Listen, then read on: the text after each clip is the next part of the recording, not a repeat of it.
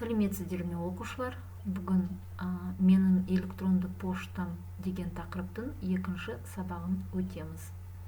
Бүгін сабақтың мақсаты мәтіндегі негізгі ақпаратты анықтаймыз, мәліметті жинақтай отырып, тақырып бойынша постер жасаймыз.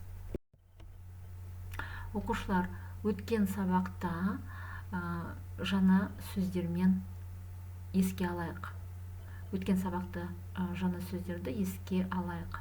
Хабарлама, электронды пошта, таңдау, тінтуір, жәшік, құпия сөз, тіркелу. Осы сөздер мәтінде кездеседі. Жаңа сөздерге назар аударамыз. Мәтінді оқып аударамыз. Әлібек, сенің электронды поштан бар ма? Алибек, у тебя есть электронная почта? Әрине бар. Сенің ше? Әрине бар. Конечно, есть. А твоя? Менің электронды поштам жоқ. У меня нет электронной почты. Маған почта ашып берші. Открой мне, пожалуйста, почту. Оны қалай ашады? Как его открыть? Оны ашу оңай. Его открыть легко. 10-15 минут уақыт кетеді. 10-15 минут займет. Шын ба? Правда? Қалай ашуға болады? Как можно открыть? Бірінші пошталық серверді таңдаймыз. Во-первых, выберем почтовый сервис. Екінші, пошта ашу жазуын тауып, тінтуірдің оң жағын басамыз. Во-вторых, находим надпись «Открыть почту», нажимаем правую мышку, кнопку мышки. Пошта жәшігі ашылды ма?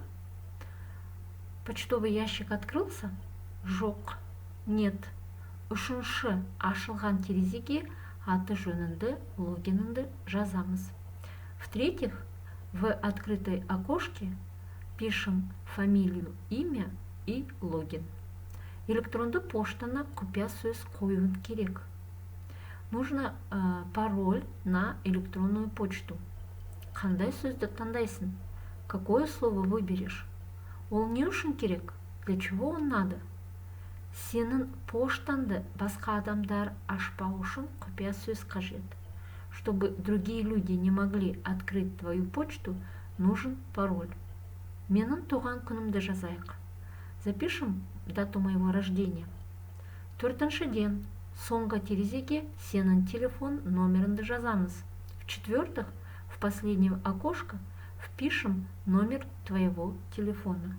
Тіркелу деген сөзді тінтуірмен басамыз. Мышкой нажимаем слово «регистрация».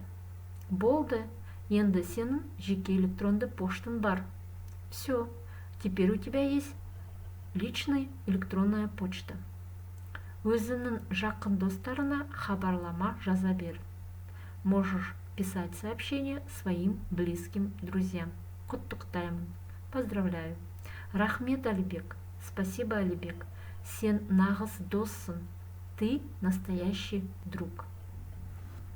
Оқушылар, енді осы оқылған мәтін бойынша негізгі ақпаратты анықтаймыз. Негізгі ақпаратты анықтау үшін сұрақтарға жауап береміз. Бірінші сұрақ: мәтін не туралы? О чем текст? Екінші: электронды поштаны не үшін ашу керек? Для чего нужно открыть электронную почту? Электронды поштаны кім ашты? Кто открыл электронную почту? Оқушылар, осы сұрақтарға жауап беру арқылы мәтіннің негізгі ақпаратын анықтайсыңдар. Ответив на эти вопросы, вы определяете основную информацию текста. Негізгі ақпарат, основная информация. Тапсырманы орындағанда дескрипторға назар аударыңдар. Негізгі ақпаратты анықтайсыңдар 3 балл. Грамматикалық қатесіз жазасыңдар 2 балл. Оқушылар бұл тапсырманы жазбаша түрінде орындайсыңдар. Это задание, ребята, вы выполняете письменно в рабочей тетради. Келесі тапсырма. Оқылған мәтін бойынша мәліметті жинақтап постер толтырамыз. По прочитанному тексту собираем информацию и заполняем постер. Мысалы, мәліметке оқылған мәтін бойынша электронды пошта, пошта ашу, құпия сөз жазу, поштаға тіркелу, хабарлама жазу деген сөздерді теріп алуға болады. Например, из текста прочитанного можно такую информацию выписать.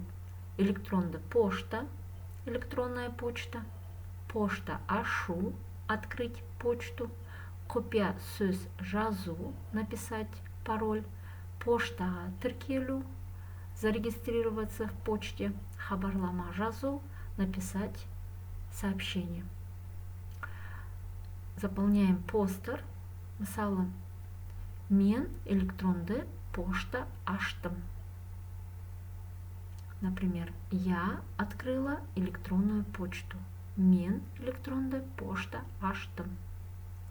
Остальные словосочетания вы сами заполняете. При выполнении этого задания обращайте внимание на дескриптор. Мәлімет жинақтады 3 балл, грамматикалық қатесіз жазды 2 балл. Бұл тапсырманы да жазбаша орындайсыңдар. Это задание тоже, ребята, выполняйте письменно в рабочих тетрадях. Ал енді бүгінгі сабақты қорытындылаймыз. Сабақты қорытындылау үшін сұрақтарға жауап береміз. Электронды пошта деген не? Что такое электронная почта? Оны қалай ашуға болады? Как его можно открыть? Электронды пошта не үшін керек? Для чего нужна электронная почта? Электронды пошта деген не? Оны қалай ашуға болады? Электронды пошта не үшін керек? Оқушылар осы сұрақтарға жауап беруге тырысыңдар. Үйге тапсырма. 8-ші тапсырма. Сөйлемдегі көп нүктенің орнына ілік септіктің жалғауларын қойып жазасыңдар. Үй жұмысы жазбаша түрінде орындалады. Бұл тапсырманы орындау үшін сендерге ілік септіктің жалғауларын еске түсіру керек. Чтобы выполнить это упражнение, ребята, вам нужно вспомнить окончание ілік септік родительного падежа. Ілік септік в казахском языке отвечает на вопрос «нын». Кімнің, ненің. Кімнің, ненің. Имеет окончание «нын», «нін», «дын», «дін», «тін», «тін». Сонымен сабақ аяқталды. Сау болыңдар.